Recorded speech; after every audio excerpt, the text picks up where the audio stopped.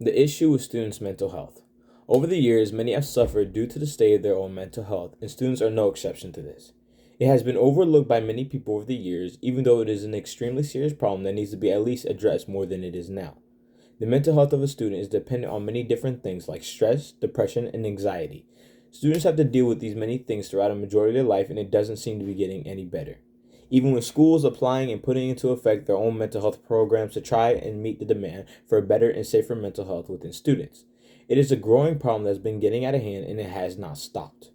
Those who are suffering from mental health affliction, whether it be due to legitimate health concerns or issues, or due to the stress of the day-to-day cycle that we all take, students need to be treated accordingly, and with it becoming a larger concern every passing year within students, it should be addressed before it even begins. That way, students do not need to concern or harm themselves mentally over these things. We need to take a moment to try to look at these growing problems and solve them as it is indeed getting out of hand for most of the students to handle.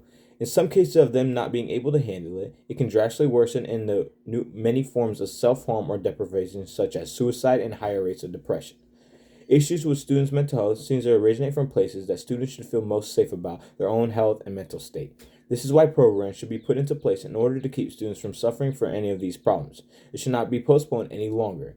It should be clearly taken care of. Students should be clearly taken care of within a healthy state of mind, away from the unhealthy and damaging weight of their own mental issues. Schools are a place of gathering for students to learn and prosper and be free from the worries of the out of school life. But due to many circumstances, it has strayed away from that kind of place. The primary example of this can be seen as bullying, stress from workload, and pressure to stay with the best behavior while at school. These things are reasons as why students suffer from many variants of mental health issues. They can't cope with the many negatives within the place they go get an education, and it becomes seemingly difficult for them to bring about change for themselves, which is where schools come into play. Schools across the country should look into helping the students with the application and implication of various different mental health programs and services.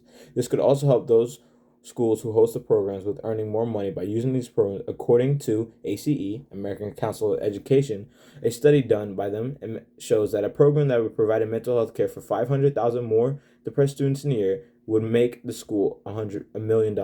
Based on the economic research, we know that such a program would yield an estimated $1 million in additional tuition revenue for the institution and over $2 million for a lifetime economic productivity for the students. Thus, the return of the institution's investment in mental health services or in prevent programs with comparable effectiveness.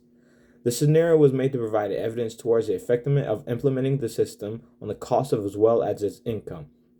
In case of this study, it turns out to be more beneficial to our schools to add these programs, and while they may turn out to be costly for students to comply with, it would also become beneficial to them in the sense that they get the help that they need for their own mental health in the process.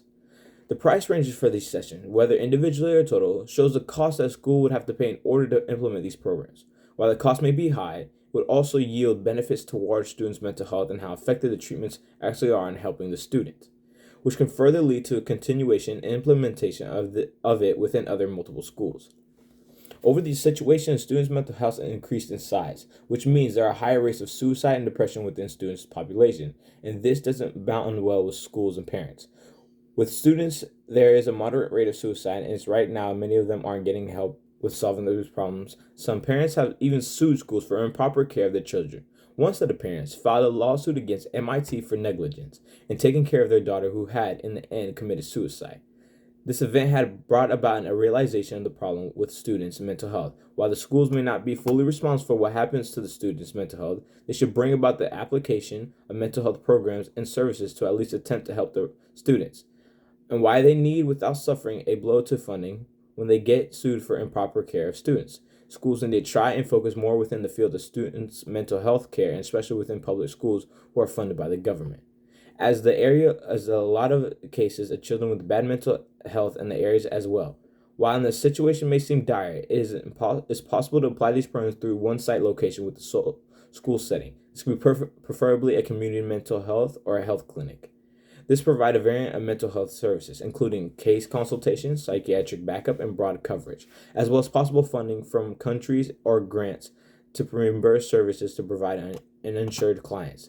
These helps to keep it self-funded and allows access to those who don't have any insurance due to the lack of their family's income.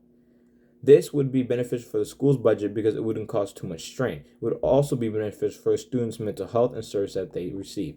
In reality of society today, it would indeed be beneficial for schools to place a system of mental health programs within their premises. It would become both beneficial for the students receiving help with their own affliction, but also the school/district when trying to save money and not strain the budget. So in the end of schools implementing their own mental health programs, then we may see a decline in the near future for rising issues with students' mental health.